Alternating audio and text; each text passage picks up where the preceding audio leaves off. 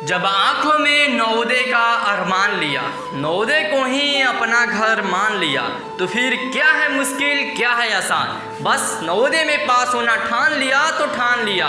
तो कैसे हो मेरे प्यारे दोस्तों, मेरा नाम है शिवम, मैं जेएनवी कुशीनगर का छात्र हूँ। मतलब ये जो वीडियो आप देख रहे हैं ये भी गेस पेपर का ही है। मैंने सोचा कि थोड़ा फेस स्कैम वीडियो बना करके आप लोगों को अच्छा सा इंट्रोडक्शन दे देता हूँ और उसके बाद से हम पूरा का पूरा गेस पेपर सॉल्व करेंगे।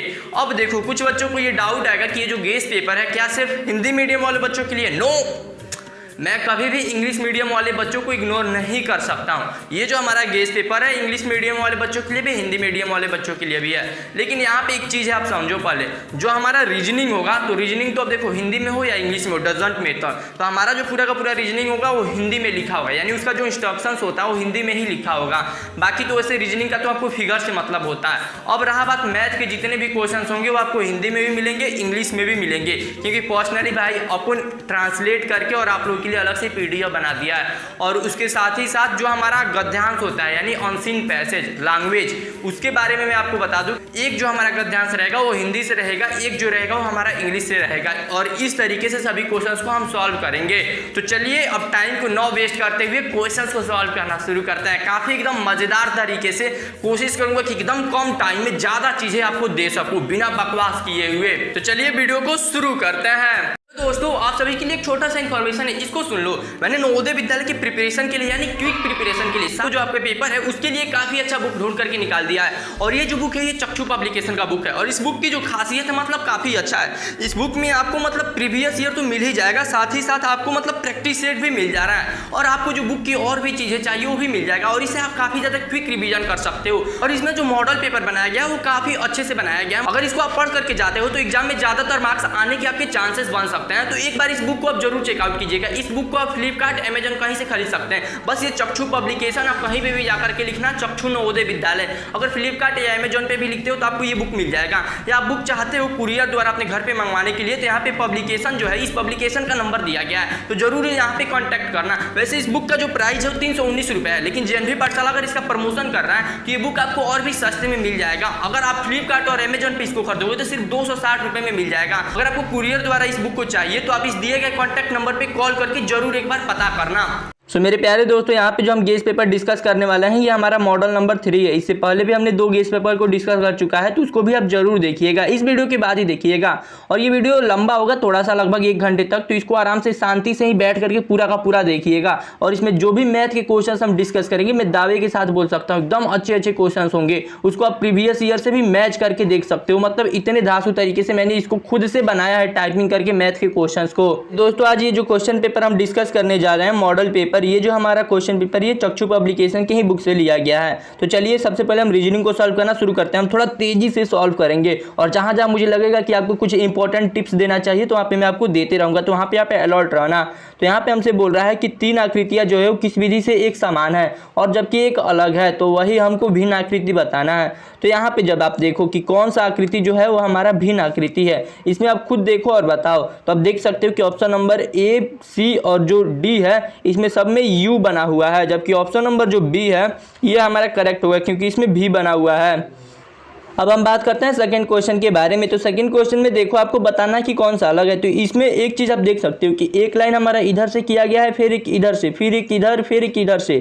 लेकिन आप ऑप्शन नंबर जो B को देखोगे तो B यहाँ पे करेक्ट होगा, क्योंकि यहाँ पे ये जो बीच वाला दोनों लाइन है ये दोनों एक एक तरफ ऐसे कर दिया गया है, तो इसलिए यहाँ पे ऑप्शन नंबर B हो जाएगा। अब हम बात करते हैं क्वेश्चन नंबर 3 के बारे में। तो क्वेश्चन नंबर 3 के बारे में जो हमारा सही ऑप्शन होगा वो आप देख सकते हो कि हमारा A, C और जो D है बिल्कुल एक समान है, तो ऑप्शन नंबर B यहाँ पे हमारा करेक्ट हो जाएगा। अब हम बात करते हैं क्वेश्चन नंबर 4 के बारे में। तो क्वेश्चन नंबर 4 तो देख करके ही लग रहा है कि सी होगा। बाकी ये सभी देखो आपस में विपरीत विपरीत दिशा में बनाई गई है ऐसे ऐसे, लेकिन क्वेश्चन नंबर सी में ये दोनों सेम साइड में बना दिया गया है। सो डियर स्टूडेंट, अब हम बात करने वाले हैं समान आकृति के बारे में यानी सेम फिगर के बारे में। यहाँ पे रहा ये हमारा 5th क्वेश्चन और इसका सेम फिगर हमें ढूंढना है। तो यहाँ पे देखो ये बीच में हमारा कलर किया गया है, ये हमारा रॉन्ग, ये भी हमारा रॉन्ग, फिर ये भी हमारा wrong. Option number C is correct. अब हम बात करते हैं नेक्स्ट क्वेश्चन के बारे में। तो ये जो देखिए यहाँ पे ये हमारा फिगर आप देख लीजिए ध्यान से, और ये जो फिगर है इसका जो हमारा ऑप्शन है ये ऊपर दिया हुआ है। थोड़ा सा हम इसको जूम कर लेते हैं। अब इसको आपको बताना है कि कौन सा हमारा बिल्कुल सेम है। तो एक बार और आप थोड़ा सा क्वेश्चन नंबर 6 को देख लीजिए। तो क्वेश्चन नंबर 6 को हमने ध्यान से देख लिया है।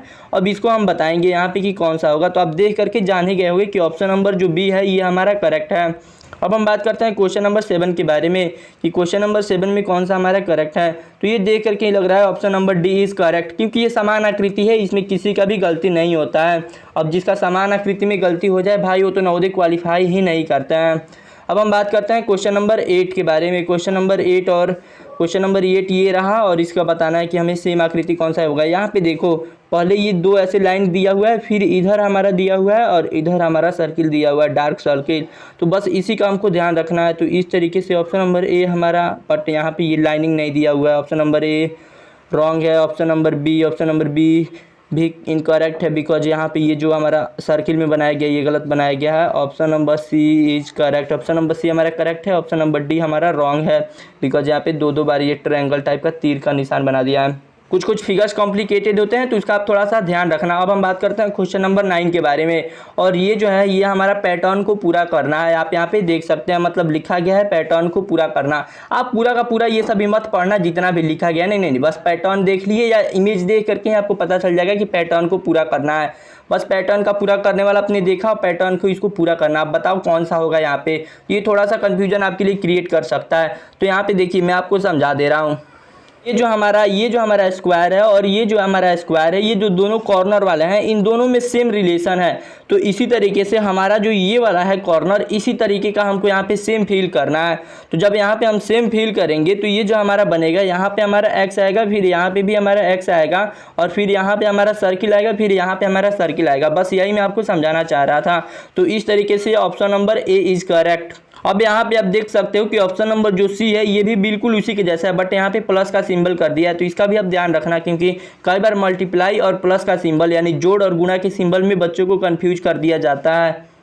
ये रहा हमारा क्वेश्चन नंबर 10, इसको हमको फिल करना है। तो इसका जो हमारा उत्तर आकृति है, मतलब जो आंसर वाली आकृति है वो थोड़ा ऊपर है, फिर भी हम इसको बना लेते हैं, यहीं पे पूरा कर लेते हैं। एक ऐसे लाइन हमको ड्रा करना है, फिर एक ऐसे ड्रा करना है, फिर ऊपर से एक ऐसे ड्रा करना है, यानी एक ऐसे, फिर ऐसे, और फिर इस पे से ऐसे। तो चलिए इस फिगर को हम ऊपर ढूंढते हैं। तो हम ऊपर आ जाते हैं, बिकॉज ये थोड़ा सा ज़्यादा ही ऊपर आ गया है। तो इस तरीके से आप खुद बताओ कौन सा होगा, क्योंकि मुझे पता है मैंने आपको फिगर ही बना दिया है। तो ये बी हो जाएगा करेक्ट। हम बात कर लेते हैं क्वेश्चन नंबर 11 के बारे में। तो क्वेश्चन नंबर 11 भी आप देख करके आप तो ऐसे ही बता दोगे कि एक एक्स बना होना चाहिए, एक लाइन उस पे से ऊपर से ड्रा होना चाहिए, क्योंकि किसी भी एक फिगर को आप देखो तो वैसे ही बनाया गया है।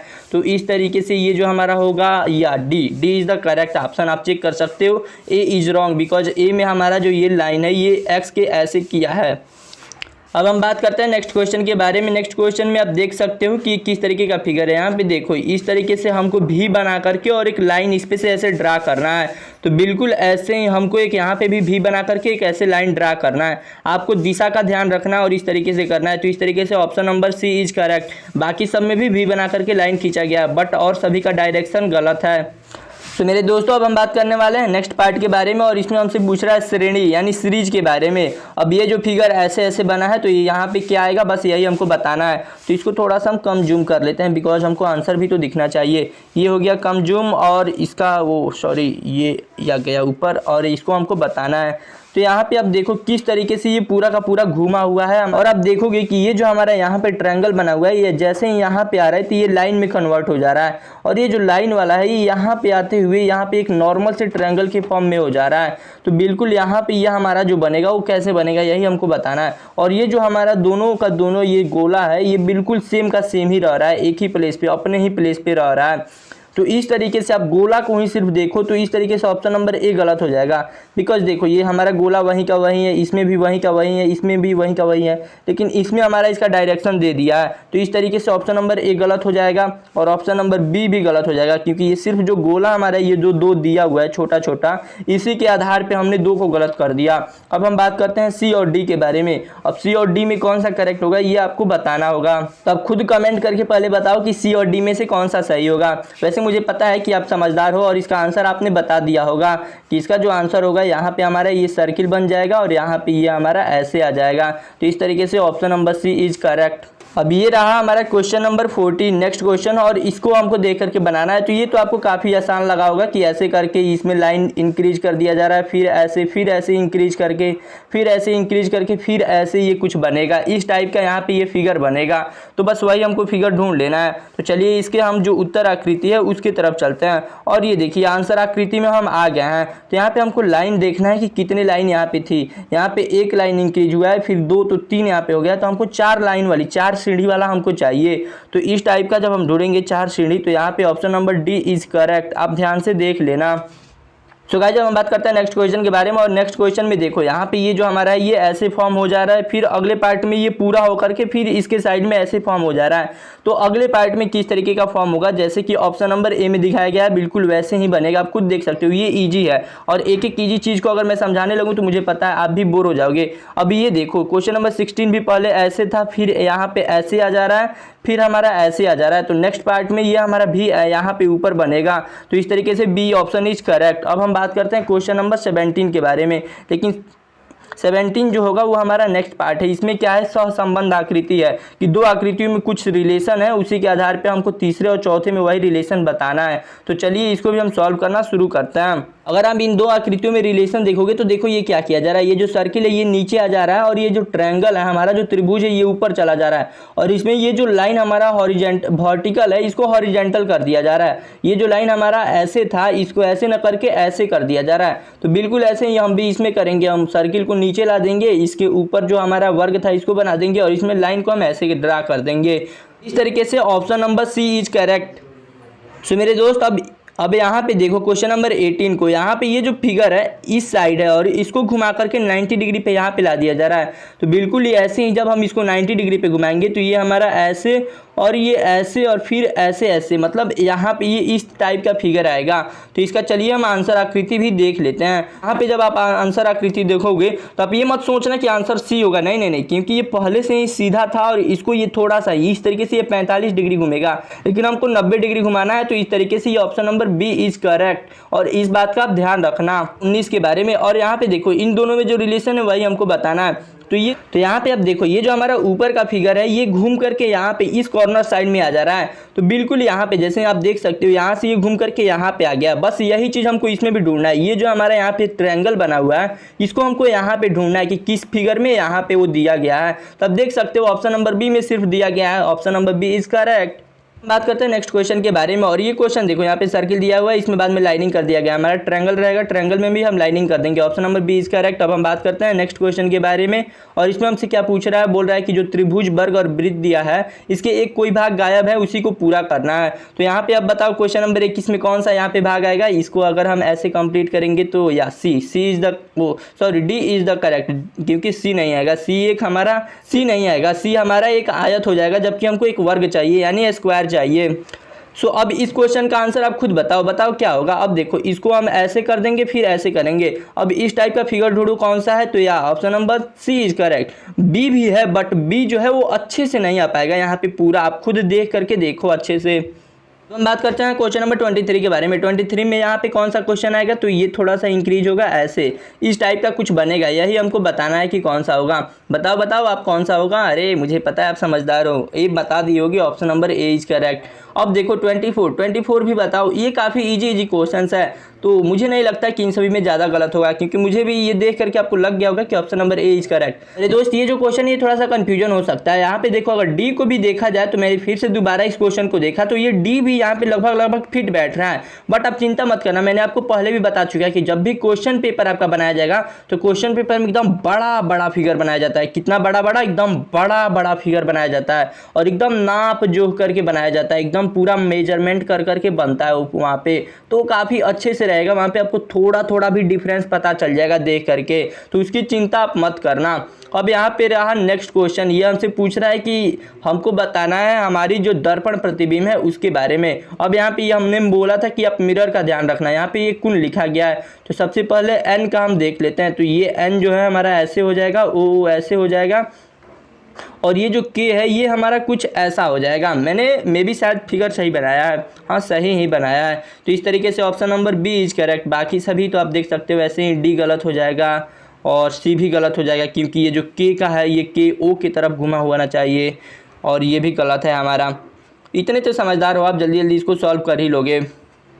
अब हम बात करते हैं नेक्स्ट क्वेश्चन के बारे में और इसको देख करके आप खुद इसका आंसर बताओ कि क्या होगा, क्योंकि ये ज़्यादा कॉम्प्लिकेटेड नहीं है। यहाँ पे देखो ये आर जो है ये कन्वर्ट हो जाएगा और ये आर जो है हमारा कुछ ऐसा बन जाएगा और ये जो हमारा के है बिल्कुल वैसे के हमारा ऐसे हो जाएगा, पी जो है हमारा ऐसे हो जाएगा। ये जो प्लस माइनस है ये आपस में चेंज हो जाएंगे। तो बस इसी का आपको ध्यान रख करके आप खुद बताओ इसका आंसर क्या होगा। मुझे पता है मेरे दोस्त आपने बता दिया होगा कि ऑप्शन नंबर ए करेक्ट होगा, क्योंकि जैसा कि मैंने आपको बताया यहाँ पे आर भी चेंज हो गया है, हमारा के भी चेंज हो गया है, पी भी, और ये हमारा यहाँ पे आ गया है हमारा मल्टीप्लाई का सिंबल प्लस यहाँ पे, और जो पॉइंट है पॉइंट में ही रहेगा।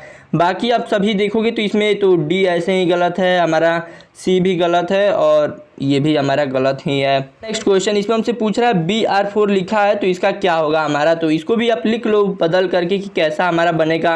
और वैसे भी मैंने तो इसका आपको बहुत अच्छा ट्रिक बताया है कि अगर आप पेज ऊपर करके हवा में देखोगे ऑप्शंस को, जैसे कि यहाँ पे ये जो BR4 लिखा हुआ है इनके ऑप्शंस को जब आप हवा में करके देखोगे तो आपको देख करके ही आइडिया लग जाएगा कि कौन सा आपका आकृति सही होगा। तो यहाँ पे आप खुद ही देख सकते हो कि हमारा जो ये 4 तो ऐसे हमारा कुछ बनेगा, मतलब इस टाइप का। अब देखो हमारा क्या था BR और 4 था, तो ये 4 हो गया हमारा। R को बनाएंगे तो R ऐसे हमारा बनेगा और फिर जब हम B को ड्रा करेंगे तो B हमारा ऐसे ड्रा होगा। तो इस तरीके से ऑप्शन नंबर सी हमारा करेक्ट होगा। ऑप्शन नंबर बी गलत है क्योंकि इसमें R सही बना दिया है और यहाँ पे 4 को सही बना दिया है, इसमें हमारे B को सही बना दिया है। तो इस तरीके से option number C is correct. अब हम बात करते हैं नेक्स्ट क्वेश्चन के बारे में और इसका आंसर आप खुद दोगे, मैं नहीं बताऊंगा, क्योंकि सब मैं ही बता दूंगा तो फिर आप क्या करोगे। इसका आंसर क्वेश्चन नंबर 28 का आंसर आपको देना होगा। नीचे आप खुद कमेंट करके बताना है। यहाँ पे देख लो फिगर। अब हम बात करते हैं पेपर कटिंग और फोल्डिंग के बारे में। यहाँ पे देखो ये दो हमारे जो गोला है इसको कट किया गया है, ये दो सर्किल को छोटे छोटे नन्हे नन्हे।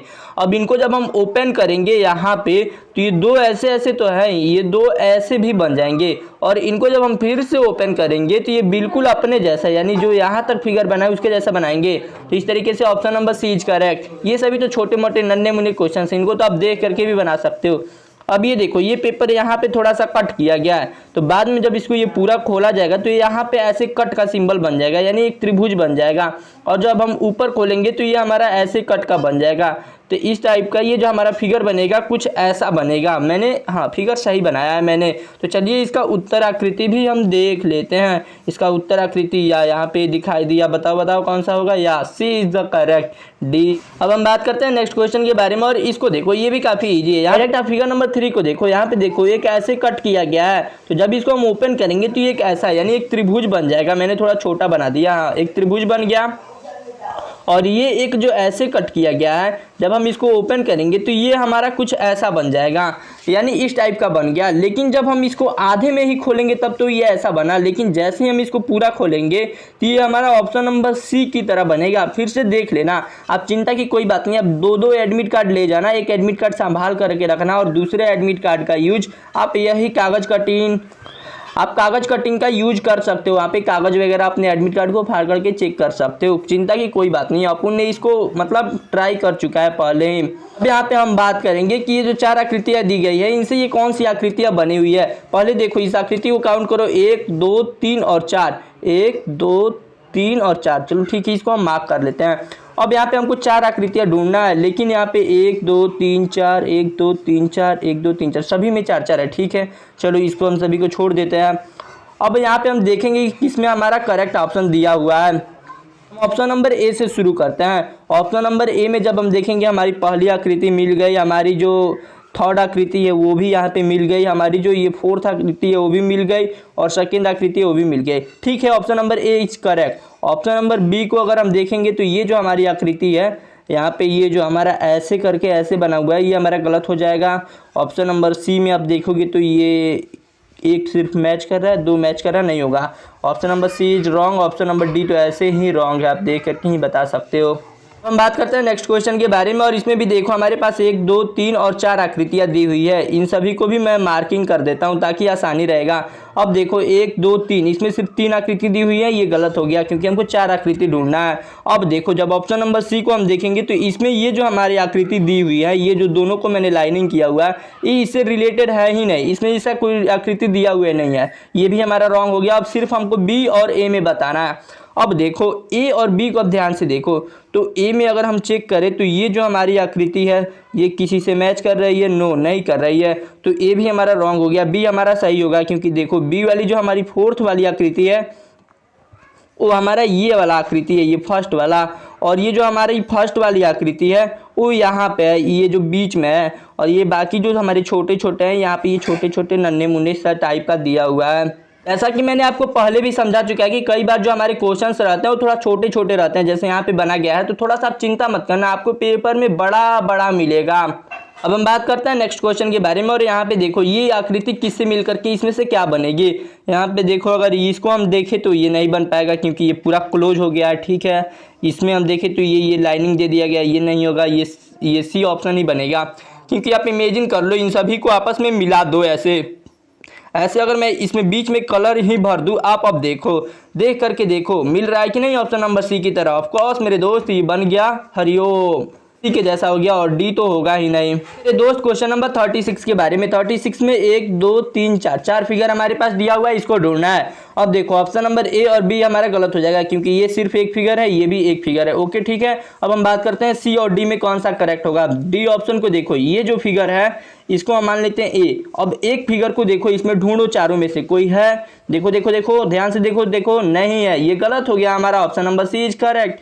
कई बार जरूरी नहीं है कि सिर्फ आपको करेक्ट ऑप्शन ढूंढना है, कई बार आपको गलतियों को ढूंढ देना है तो आपका करेक्ट ऑप्शन ऑटोमेटिक दिखाई देने लगेगा। बात करेंगे छुपी हुई आकृतियों के बारे में क्योंकि अब ये लुका छिपी का खेल शुरू होगा। अब यहाँ पे देखो ये जो हमारा फिगर दिया हुआ है इसको बताना है कि ये किसमें छुपा हुआ है।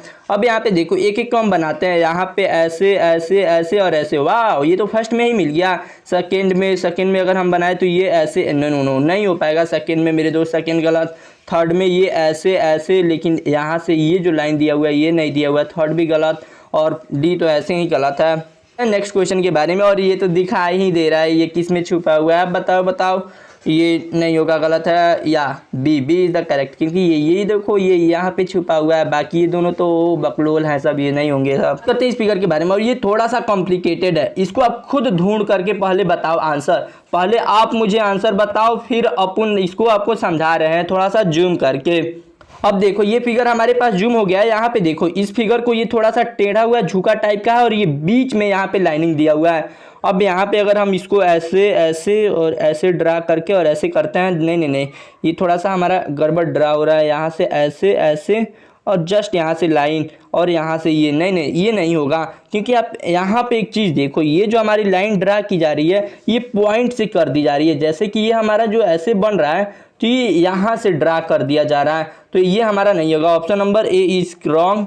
ऑप्शन नंबर बी में ऊपर से तो नहीं बनेगा, चलो मिडल से बनाते हैं, यहाँ से ऐसे ऐसे और यहाँ पे ये, वाह option number B is correct. Option number C में कहीं बनेगा ही नहीं होगा। ऑप्शन नंबर डी में कहीं से नहीं हो पाएगा, गलत हो जाएगा। आप सोच रहे होगे कि ऑप्शन नंबर डी में यहाँ पे बन रहा है, तो देखो ये सीधा सीधा बन रहा है जबकि हमको झुका हुआ टेढ़ा बनेगा, जो कि हमारा ऑप्शन नंबर बी में दिया हुआ है। अब हम बात करने वाले हैं ई को ढूंढने वाले हैं कि ई कहाँ पे किस फिगर में छुपा हुआ है, तो बस ई को आप याद रखना और यहाँ पे हम ई वाले फिगर को वाव कर लेते हैं जूम, ये हो गया हमारा जूम। अब इसमें बताओ कि हमारा जो ई छुपा हुआ है वो कहाँ छुपा हुआ है, तो ये तो आपको पता चल ही गया होगा देख करके कि ऑप्शन नंबर ए में, बाकी बी में तो होगा नहीं, बाकी सभी ऑप्शंस रॉन्ग है। तो मेरे प्यारे दोस्तों अब हम बात करेंगे मैथ के क्वेश्चंस के बारे में। जो मैथ का क्वेश्चन है ये हमारे हिंदी में भी दिया हुआ है, इंग्लिश में भी दिया हुआ है, तो आपको लैंग्वेज की कोई प्रॉब्लम नहीं होगी। यहाँ पे हमसे बोल रहा है कि किसी घड़ी को क्रमशः 4% 6% यानी पहले 4% पे बेचा जाता है, फिर 6% के लाभ पे जब उसको बेचा जाता है तो लाभों का जो दोनों का अंतर है वो 12 रुपया है। तो इस घड़ी का क्रय मूल्य क्या होगा? The difference between the profit obtain by the selling a watch at 4% and 6% profit respectively is 12 rupees. The cost price of this watch is. अब यहाँ पे देखो, जब हम इसको सॉल्व करेंगे तो हम मान लेते हैं कि हमारा जो क्रय मूल्य है यानी जो CP है इसको हम x मान लेते हैं। अब इस तरीके से जब हम मानेंगे तो ये जो हमारा लाभ होगा ये 6x/100 हो जाएगा, यानी लाभ का 6%। और इसी तरीके से 4% को जब हम मानेंगे तो ये 4x/100 हो जाएगा। और बस इन्हीं दोनों का जो अंतर है ये कितना है, 12 है। चलो इसको हम सॉल्व कर देते हैं। तो जिसको हम सॉल्व करेंगे तो नीचे का हमारा सेम है, तो इसका LCM भी सेम होगा। तो डायरेक्ट हम 6 में से 4 को डायरेक्ट हमारा 2 आ जाएगा और बाई 12/1 इसको भी कर दो और वाह ये क्रॉस मल्टीप्लाई करा दो। तो x इक्वल क्या होगा, ये हमारा 100 ऊपर चला जाएगा और 2 हमारा नीचे आ जाएगा। 2 से ये हमारा कट हो गया 6 बार में, और इस तरीके से फाइनल आंसर हमारा आ जाएगा 600 and first option is the right answer. So ये रहा हमारा नेक्स्ट क्वेश्चन। इसमें हमसे बोल रहा है कि सुरेश ने 56 रुपये में 96 अंडे खरीदे, उसमें से 16 अंडे टूटे निकले, उसने बचे अंडों को ऐसी कीमत पे बेचा कि उसे 4 रुपये का लाभ हो, तो एक अंडे का विक्रय मूल्य क्या होगा। यहाँ पे एक अंडे इसको बार बार आप ध्यान देना। अब यहाँ पे देखो, Suresh bought 96 egg for 56 rupees, out of them 60 eggs came out broken. He saved the cost of baby eggs in such a way that he made a profit of 4 rupees. Then the selling price of the one egg would be 1 egg. इसको आपको ध्यान रखना है। अब यहाँ पे देखो हमारे पास क्या है, 96 रुपये में उसने अंडे खरीदे थे, तो ये क्रय मूल्य हो गया 96 रुपये, और उसने लाभ कितना रुपया कमाया, 4 रुपये, तो ये लाभ हो गया हमारा 4 रुपये। तो अब यहाँ से देखो उसके पास क्रय मूल्य भी है, लाभ भी है, तो हम जब यहाँ से विक्रय मूल्य निकालेंगे तो विक्रय मूल्य क्या होता है, जब लाभ दिया हो तो इसका फॉर्मूला, तो ये होता है हमारा 56 + 4 यानी क्रय मूल्य प्लस लाभ यानी हमारा CP प्लस प्रॉफिट। तो इसको जब हम निकालेंगे तो हमारा SP यानी विक्रय मूल्य आ जाएगा हमारा 60 रुपीज़। और इस तरीके से देखो, अब हमने विक्रय मूल्य तो निकाल लिया है, लेकिन हमसे एक अंडे का पूछ रहा है। तो अब यहाँ पे देखो हमारे पास 96 अंडे थे, लेकिन उसमें से 16 अंडे टूट चुके हैं, और हमारा जो विक्रय मूल्य आया था ये 60 रुपये आया है, और हमारे पास जो अंडे बचे हैं वो कितने अंडे बचे हैं, अब सिर्फ 80 अंडे बचे हैं, और हमने 80 अंडों को 60 रुपये में बेचा है और एक अंडे का पूछ रहा है। तो बस निकाल लेते हैं, अगर 80 अंडे को 60 रुपये में बेचा जा रहा है तो एक अंडे को कितने में बेचा जाएगा, 60/80।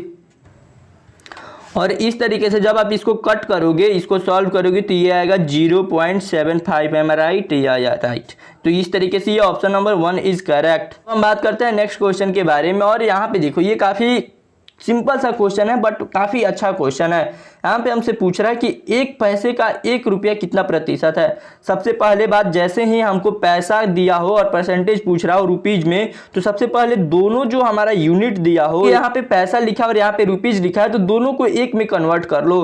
तो चलो हम 1 रुपये को भी 100 पैसे में कन्वर्ट कर लेते हैं। ये हमारा 1 रुपया 100 पैसे में कन्वर्ट हो गया, यानी P से पैसा, चलो हो गया। अब इसको हम सॉल्व करते हैं, तो 1 पैसा हो गया हमारा, और ये नीचे हमारा 100, और नीचे हमारा ये 100 पैसा हो गया, और इंटू 100, इसको हम परसेंटेज में बदलने के लिए 100 से मल्टीप्लाई करा दिया। तो ये हमारा 100 से 100 कैंसिल हो जाएगा, और ये आएगा हमारा 1%। ये तो इतने आप समझदार हो ही कि आप निकाल सकते थे पहले ही देख करके भी। अब हम बात करते हैं नेक्स्ट क्वेश्चन के बारे में। इसमें हमसे पूछ रहा है कि एक कक्षा में 20% लड़कियां है, यदि कक्षा में लड़कियों की संख्या 6 है तो उस कक्षा में कुल बच्चों की संख्या ज्ञात कीजिए, यानी टोटल स्टूडेंट की। इन ए क्लास 20% आर गर्ल्स, यानी जो गर्ल्स हैं वो 20% है, तो 80% क्या हो जाएंगे, हमारे बॉयज हो जाएंगे। इसका आप ध्यान रखना। और क्या बोल रहा है, if the number of the girls in the class is 6 then the find the total number of the children in the class. तो ये तो हम आसानी से निकाल देंगे। अगर हम टोटल नंबर को ही मान लेते हैं कि हमारा x है, तो x का जो हमारा 20% है वो हमारा कितना है, 6 के इक्वल है। तो यहाँ से ये 1 बार में 5 बार में, और इस तरीके से x का वैल्यू जो होगा ये 5 जाकर के इधर मल्टीप्लाई करा देगा, तो ये 30 आ जाएगा। टोटल बच्चों की जो संख्या होगी वो 30 हो जाएगी, यानी 30 होगी। बट आप इमेजिन करो कि यहीं आपसे पूछ देता कि कुल बच्चों की संख्या ना पूछ करके यहाँ पे पूछ देता कि सिर्फ लड़कों की संख्या, बॉयज की संख्या कितनी होगी, तब आप क्या आंसर देते इसका। तो चिंता की कोई बात नहीं, आप ये 30 था ना, इसका 80% आप निकाल लेते बस। तो ये 0 से 0 कैंसिल, यहाँ पे 8 तरीका 24, ये एक तरीका था। नहीं तो इस 30 में से 6 को माइनस कर लो, बॉयज की संख्या निकल गई 24। अब हम बात करने वाले हैं नेक्स्ट क्वेश्चन के बारे में। इसमें हमसे पूछ रहा है एक ट्रेन जिसकी लंबाई 50 मीटर है 200 मीटर लंबे प्लेटफॉर्म को 20 सेकंड में पार करती है, तो ट्रेन की जो चाल है वो कितनी होगी। हमसे देखो यहाँ पे किलोमीटर प्रति घंटा में बताना है, यानी किमी पर हावर में बताना है इसका आंसर। और train whose length is 50 metre crosses a platform 200 metre long in 20 second, then what is the speed of the train. अब स्पीड ऑफ ट्रेन बताना है तो हमको किमी पर हावर में बताना है, क्योंकि आंसर हमारा सभी किमी पर हावर में दिया हुआ है। कोई बात नहीं, चलिए हम इसको निकाल लेते हैं। पहली बात तो इसको आप थोड़ा सा समझो, ये देखो, ये समझ लो कि ये प्लेटफॉर्म की लंबाई है और ये ट्रेन जो है ये 50 मीटर की है। अब ये 50 मीटर की हमारी ट्रेन और ये 200 मीटर का प्लेटफॉर्म। अब ये जो ट्रेन है ये यहाँ से जब चलेगी तो ये ट्रेन को जब पूरा ये 200 मीटर तो पार करेगी ही करेगी, साथ में इसकी जो अपनी 50 मीटर की दूरी है जब तक ये इसको आगे क्रॉस नहीं कर लेती तब तक ये इसको पार नहीं कर पाएगी। तो इस तरीके से जो हमारी टोटल दूरी होगी वो हो जाएगी हमारे पास 250 मीटर, और हमारा जो समय लग रहा है वो हमारा लग रहा है 20 सेकेंड। तो इस तरीके से जब हम चाल निकालेंगे तो चाल बराबर होता है हमारी दूरी बटा समय। तो ये 250 मीटर बटा ये हमारा ये हो जाएगा 20 सेकेंड, तो ये 2 से 2 यानी 25/2 मीटर पर सेकेंड आ रहा है। तो इसको अब हम क्या करेंगे कि इसको हम कन्वर्ट कर देंगे किमी पर आवर में, और जैसा कि मैंने आपको ऑलरेडी भी बताया कन्वर्ट करना बताया था, बस इसको हम मल्टीप्लाई करा देंगे। तो ये 5 से 5 बार में और ये 2 से 9 बार में, यानी 9 5 जा 45, यानी ये 45 किलोमीटर प्रति घंटा। अब हम बात करते हैं नेक्स्ट क्वेश्चन के बारे में। इसमें हमसे पूछ रहा है कि एक बस नई दिल्ली से प्रातः 9:10 पर चलना आरंभ करती है और 9:20 तक चंडीगढ़ पहुंच जाती है। पूरी यात्रा में उसे कितना समय लगा, इसको आपको बताना है। Bus started from the new Delhi at 9:10 AM and reach Chandigarh at 4:20 यहाँ पे ये हमारा AM की जगह पे PM रहेगा। What will be the time taken for the whole journey, यानी जो बस है उसने कितना टाइम लिया है वही आपको बताना है। तो आप इसको नॉर्मली ऐसे जोड़ करके बता सकते हो कि जैसे 9 से 10, अब जैसे 9:10 हो रहे हैं तो जब 10 बजेंगे तब तक इसके 50 मिनट तो ऐड हो जाएंगे, और उसके बाद से ये जो हमारा 20 मिनट है ये इसमें ऐड हो जाएगा। तो ये जब हमारा 20 मिनट ऐड होगा तो ये हमारा 70 मिनट हो गया। तो 70 मिनट में 1 घंटा 10 मिनट ये हमारा हो गया, ये 10 मिनट हमारा एक्स्ट्रा हो रहा है और प्लस 1 घंटा हमारा ये हो गया। और उसके बाद से हम काउंट कर लेंगे कि जैसे 10 बज चुका है तो 11 12 1 2 3 4, तो ये हो गया हमारे 6 घंटा, 1 घंटा ये 7 घंटा और 10 मिनट। तो इस तरीके से option number A is correct, क्योंकि देखो ये लॉजिकल क्वेश्चन है तो इसको आप आराम से बना सकते हो। इसमें अगर आप जोड़ करके घटा करके ऐसे बनाओगे तो ज्यादातर क्वेश्चंस गलत होने की संभावनाएं रहती है। नेक्स्ट क्वेश्चन के बारे में यहाँ पे हमसे पूछ रहा है एक व्यक्ति साधारण ब्याज पर 2 वर्ष के लिए 20,000 रुपए उधार लेता है। 2 वर्ष बाद उसने 24,800 रुपए वापस अदा किए, तो ब्याज की दर क्या होगी। Person bro 20,000 for the 2 years at the simple interest. After 20 years he paid back 24,800 with interest. Is the rate of interest, यानी रेट ऑफ इंटरेस्ट क्या होगा वही हमको बताना है, यानी ब्याज की दर बताना है। तो सबसे पहले देखिए ये जो हमारा है ये हमारा अमाउंट है, अमाउंट यानी मिश्रधन इसको हम बोलते हैं, और ये जो हमारा है ये हमारा मूलधन है। तो सबसे पहले हम ब्याज निकाल लेते हैं। तो जब भी हम ब्याज निकालते हैं तो ये जो हमारा अमाउंट है मिश्रधन है, इसमें से हम मूलधन को यानी प्रिंसिपल को माइनस करते हैं, इसको प्रिंसिपल बोलते हैं। तो जब हम इसको माइनस करेंगे तो ये 24,800 माइनस 2,0,0,0,0, और इस तरीके से जब हम इसको माइनस करेंगे तो ये 4,800 इतना हमारा आएगा ब्याज। और बस ब्याज के ही फॉर्मूले पे, सिंपल इंटरेस्ट के नॉर्मल फॉर्मूले पे हम इसको सॉल्व कर लेंगे। बस इसको आप याद रखना कि हमारा 4800 आया है। इंटरेस्ट का जो हमारा फॉर्मूला होता है SI का, साधारण ब्याज का, वो होता है हमारा मूलधन गुणे दर गुणे समय बटा 100, यानी PRT/100। और यहाँ पे हमारा जो ये आया था ये हमारा आया था 4800 इक्वल हमारा, देखो यहाँ पे मूलधन भी दिया हुआ है ऊपर, ये हमारा, इसको हम नीचे लिख लेते हैं तो ज़्यादा सही रहेगा। इसको हम अच्छे से लिख लेते हैं। तो यहाँ पे ये हमारा 4800 इक्वल, यहाँ पे ये हमारा 20,000 इंटू हमको रेट बताना है और टाइम हमारा 2 ईयर इंटू बाई 100। अब जब इसको हम सॉल्व करेंगे तो 2 0 से 2 0 कैंसिल हो जाएगा हमारा। उसके बाद से जब हम इसको सॉल्व करेंगे तो 4800 और इक्वल ये हमारा हो जाएगा R इंटू 400 यानी 400। तो इस तरीके से R की जो वैल्यू होगी ये 400 से इसमें डिवाइड करेगा, तो ये हमारा 40 6000। तो ये 0 से 0 कैंसल, इस तरीके से ये हमारा R बराबर 12%। तो option number C is correct. यहाँ पे ज़्यादा आपको दिमाग लगाने की जरूरत नहीं है, नॉर्मली आप इसको बना सकते हो। सिर्फ सिंपल इंटरेस्ट का फॉर्मूला याद रखना, आप इसे प्रिंसिपल भी निकाल सकते हो, दर भी निकाल सकते हो, टाइम भी निकाल सकते हो। अब हम बात करते हैं नेक्स्ट क्वेश्चन के बारे में। इसमें हमसे पूछ रहा है कि ये जो हमारी संख्या दी हुई है, इनमें से 4 का जो स्थानीय मान होगा उसका योगफल भिन्न के दशमलव में बताना है, यानी दशमलव भिन्न में बताना है, दशमलव भिन्न में बताना होगा। अब यहाँ पे ये जो संख्या दिया हुआ है, the value of the sum of the place value of both 4, यानी जो चारों 4 इसमें दिया हुआ है, या ये 24.0754 में, इसमें हमारा जो प्लेस वैल्यू है, यानी इस 4 का और इस 4 का प्लेस वैल्यू का ऐड हमको बताना है, वो भी डेसिमल फ्रैक्शन में। डेसिमल फ्रैक्शन यानी पहले फ्रैक्शन में बदल दो, फिर उसको डेसिमल में बदल करके बताना है। तो देखो, जब हम यहाँ अब ये जो प्लेस वैल्यू होता है, ये हमारा यूनिट डिजिट यहाँ पे था, यानी इकाई का जगह था, तो ये हमारा 4 का 4 ही हो गया। अब ये दशमलव लगाए डेसिमल, इसको हम डेसिमल यहाँ पे भी लगा लेते हैं। अब यहाँ पे इस 4 के आगे जितने भी अंक लिखे हैं सबको हम 0 में डायरेक्ट कन्वर्ट कर देते हैं, बिकॉज आप इसको जब डिवाइड भी करोगे तो इसको भी आप ऐसे ही करके लिखोगे, तो और इसको जब आप डिवाइड करोगे तो इतना ही आएगा, तो इसलिए हमने इसको डायरेक्ट लिख दिया। तो बस यही हो गया हमारा प्लेस वैल्यू, और प्लेस वैल्यू का मतलब दोनों को हमने जोड़ दिया है। तो अब देखो, ये जैसे 4 प्लस और ये 0.0004, और जिसको अब हम जोड़ेंगे तो ये डायरेक्ट हमारा इतना आ जाएगा। तो इतना आप समझदार हो, इसको आसानी से आप बना सकते हो। ये छोटे छोटे सवाल हैं जो आते रहते हैं नवोदय विद्यालय में, इसीलिए इसको मैंने इंक्लूड किया है। लेकिन ये थोड़ा सा अच्छा क्वेश्चन आ गया। यदि रमेश के पास अपने धन का 3/7 भाग खर्च करने के बाद भी 100 रुपये शेष रहते हैं, तो प्रारंभ में उसके पास कितने रुपए थे? पहली बात तो देखो, उसने 3/7 भाग जो है वो खर्च कर चुका है, तब उसके पास 100 रुपये बचा है। तो ये देखो, पहले उसके पास जो टोटल धन था वो x था, तो x ये हो गया, और इसमें से उसने x में से इतना खर्च करने के बाद उसके पास 100 रुपया बचा है। अब इसको हम सॉल्व कर लेते हैं। तो जब हम इसको सॉल्व करेंगे तो ये 4x/7 = 100 रुपीज़, और ये बाई 1 करके क्रॉस मल्टीप्लाई, कितना सिंपल है। और इसको जब हम सॉल्व करेंगे तो ये डायरेक्ट x का वैल्यू ये 7 × 100/4, और ये 4 से हमारा 25 बार में, और ये फिर 25 से मल्टीप्लाई जब कराया जाएगा 7 बार में, तो 175 रुपीज़ उसके पास था शुरू में। तो ये रहा नेक्स्ट क्वेश्चन, और ये काफ़ी कमाल का क्वेश्चन है। यहाँ पे देखो, हमसे पूछ रहा है कि एक वर्ग का क्षेत्रफल एक आयत के क्षेत्रफल से दुगुना है। चलो ठीक है, पहले हम बना लेते हैं। ये रहा हमारा वर्ग, ये रहा हमारा आयत। अब यहाँ पे हमसे बोल रहा है यदि वर्ग का क्षेत्रफल 324 वर्ग सेंटीमीटर है और आयत का जो लंबाई है वो दिया हुआ है, तो आयत की चौड़ाई क्या होगी? The area of the square is twice of the rectangle. यहाँ पे देखो, जो एरिया ऑफ स्क्वायर है वो ट्वाइस ऑफ द एंगल, यानी अगर इसका एरिया x होगा तो इसका 2x होगा। बस इसके कहने का मतलब यही है कि इससे दुगुना है।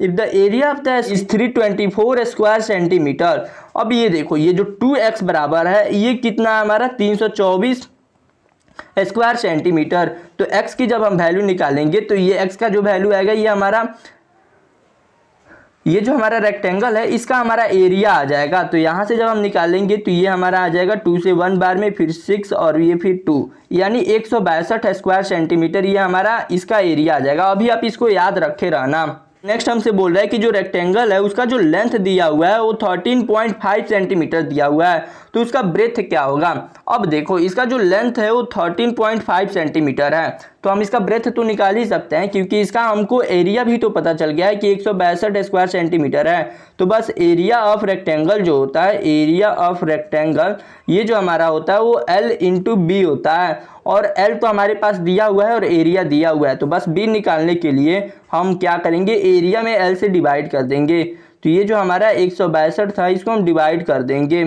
1.35 से, इतना से। तो देखो मेरे दोस्त, इस डेसिमल को हटाने के लिए हम यहाँ पे 10 से मल्टीप्लाई करा लेते हैं। अब ये डेसिमल हमारा कट हो चुका है। अब देखो, जब इसको हम कट करेंगे तो ये 5 से 2 बार में, ये 5 से हमारा जब कट करेंगे तो 5 से 2, ये हमारा 7। अब देखो, ये 17 से हमारा, ये 27 से जो हमारा ये 6 बार में कट हो जाएगा। अब यहाँ पे लास्ट में 7 था तो डायरेक्ट मैंने 6 से मल्टीप्लाई कराया, तो 7 × 6 = 42। लास्ट में 2 आ रहा था तो मैं समझ गया कि इससे कट हो जाएगा। और ये हमारा 6 दूना 12, यानी ये हमारा 12 सेंटीमीटर हो जाएगा। तो इसी तरीके से छोटे छोटे ट्रिक आप यहाँ पे याद करते रहना। तो मेरे प्यारे दोस्तों अब हम बात करेंगे हिंदी के गद्यांश के बारे में। तो यहाँ पे मैं सिर्फ आपको एक ही गद्यांश हिंदी में पढ़ाऊंगा, दूसरा गद्यांश एक इंग्लिश में बताऊंगा। तो यहाँ पे देखो बोल रहा है नेमिनाथ जी के मंदिर के पास ही प्रथम तीर्थकर आदिनाथ का मंदिर है। जहाँ तक फुल स्टॉप है वहीं तक हमको पढ़ना है, फिर उसके बाद से पढ़ना है। इसे तेजपाल और वास्तुपाल नामक दो भाइयों ने सन 1230 के लगभग बनवाया था। यहाँ पे देखो 1230, ये डेट वगैरह याद रखना थोड़ा सा, और कौन कौन बनवा रहा है, जो मेन चीज़ें हैं उसको तो दिमाग में बैठाते जाना। दिलवाड़े के कई जैन मंदिर हैं, इनमें से दो प्रमुख हैं, एक नेमिनाथ जी का और दूसरा आदिनाथ जी का। नेमिनाथ जी का मंदिर एक विशाल चबूतरे पे बना हुआ है। मंदिर बाहर से देखने में तो इतना आकर्षक नहीं लगा, पर अंदर जाकर तो हम चकित रह गए। मंदिर के वातावरण में अपूर्व शांति थी, अपूर्व शांति थी। देखो यहाँ पे कोई एक अलग चीज को यहाँ पे देखो एक अलग, यहाँ पे मंदिर के वातावरण के बारे में बताया जा रहा है, तो ये क्वेश्चंस में भी पूछ सकता है। अब यहाँ पे भगवान नेमिनाथ जी की सोने की मूर्ति जगमगा रही थी। अब चलो ये हो गया हमारा गद्यांश कंप्लीट। इसको आप दो बार पढ़ लेना, उसके बाद से ही आंसर देना। इसको आप पहले पढ़ लो, यहाँ पे स्क्रीन एकदम क्लियर है। अब चलो इसका आप आंसर दो जल्दी जल्दी, मैं आपको क्वेश्चंस दिखा रहा हूँ। पहला हमारा है नेमिनाथ जी और आदिनाथ जी के जैन के मंदिर किस स्थान पर अवस्थित है। अवस्थित मीन्स स्थित है, मतलब कहाँ पे वो सिचुएटेड है। तो यहाँ पे देखो दिल्ली में, काठीवाड़ में, या अमृतसर में, या दिलवाड़े में। तो यहाँ पे आप खुद देखो, कहीं मतलब दिल्ली का नाम वगैरह लिखा है क्या, दिल्ली, अमृतसर या काठीवाड़ा का? नहीं। यहाँ पे साफ साफ लिखा था कि दिल्ली, यहाँ पे साफ साफ लिखा था दिलवाड़े के कई जैन मंदिर है, यानी दिलवाड़े में कई जैन मंदिर है, इनमें से दो प्रमुख है। यहाँ पे कितना साफ साफ लिखा था। तो इस तरीके से ये ऑप्शन नंबर डी जो है ये हमारा करेक्ट हो जाएगा। अब हम बात करते हैं दूसरे क्वेश्चन के बारे में। इसमें हमसे पूछ रहा है मंदिर बाहर से देखने में इतना आकर्षक नहीं लगा, पर अब यहाँ पे देखो ये जो लाइन थी इसको आप पढ़ो। यहाँ पे मंदिर बाहर में इस लाइन को आप पढ़ो। मंदिर बाहर में देखने से इतना आकर्षक तो नहीं लगा, पर अंदर जाकर तो हम चकित रह गए। ये जो जहाँ पे लाइन खत्म हो रहा है बस यहीं तक हमको पढ़ना है, फिर हमको आंसर देना है। तो यहाँ पे देखो, यहाँ पे मंदिर बाहर में देखने पे इतना आकर्षक नहीं लगा, पर अंदर जाकर हम भ्रमित रह गए। नहीं, हम अवाक रह गए, नहीं, हम चकित रह गए। ये सही है, बाकी अब ये तो देखना ही नहीं है। ठीक है, अब हम चलते हैं नेक्स्ट के बारे में, नेक्स्ट क्वेश्चन के बारे में। यहाँ पे हमसे पूछ रहा है कि मंदिर के वातावरण में थी, मंदिर के वातावरण में क्या थी? एक अपूर्व शांति थी। बाकी ये सभी तो होगा ही नहीं, क्योंकि ये क्वेश्चन में एकदम साफ साफ लिखा हुआ था। आप यहाँ पे पढ़ सकते हो, मैं आपको दिखा दे रहा हूँ। देखो लिखा है कि मंदिर के वातावरण में अपूर्व शांति थी। इसमें हमसे पूछ रहा प्रथम तीर्थकर आदिनाथ जी का मंदिर बनवाया, प्रथम तीर्थकर आदिनाथ जी का मंदिर बनवाया था दो भाइयों ने, जिनके नाम थे, क्या क्या उनके नाम थे? रामपाल और श्यामपाल। नहीं, रामपाल श्यामपाल यहाँ पे नहीं आए। संतपाल, ये भी नहीं। महेंद्रपाल और बिछेंद्रपाल, नहीं, ये पाल वगैरह कोई नहीं था यहाँ पे जो थे वो तेजपाल जो थे, ये तेजपाल और वस्तुपाल थे। यहाँ पे देखो मैं आपको ऊपर दिखा देता हूँ, क्योंकि एकदम फर्स्ट लाइन में ही लिखा था कि यहाँ पे इसे तेजपाल और वस्तुपाल नामक दो भाइयों ने सन 1230 में बनवाया था। तो इसको आप याद रखना। हम चलते हैं अब अपने नेक्स्ट क्वेश्चन की तरफ। क्वेश्चन है ये हमसे पूछ रहा है कि आदिनाथ जी का मंदिर बना था, कब बना था? 1230 के लगभग। चलो हो गया हमारा ये। अब हम बात करने वाले हैं इंग्लिश के गद्यांश के बारे में, यानी अनसीन पैसेज के बारे में। तो मेरे दोस्तों अब हम बात करने वाले हैं इंग्लिश के पैसेज के बारे में। यहाँ पे हमसे बोल रहा है king had an orchard of fig trees. अब ये देखो फिग जो होता है टाइप ऑफ फ्रूट होता है। He loved the fruit so much that he determined to have the tree guarded, यानी वो फ्रूट को बहुत ज़्यादा प्यार करता था, इसके कारण उसने पेड़ों की रक्षा के लिए गार्ड्स को हायर किया था जो उसकी रक्षा कर सके। He appointed a blind man and the lame man as a guard. उसने अपॉइंट किया दो लोगों को गार्ड की नौकरी दी, एक अंधे व्यक्ति को और एक लंगड़े व्यक्ति को। लेम यानी लंगड़ा होता है।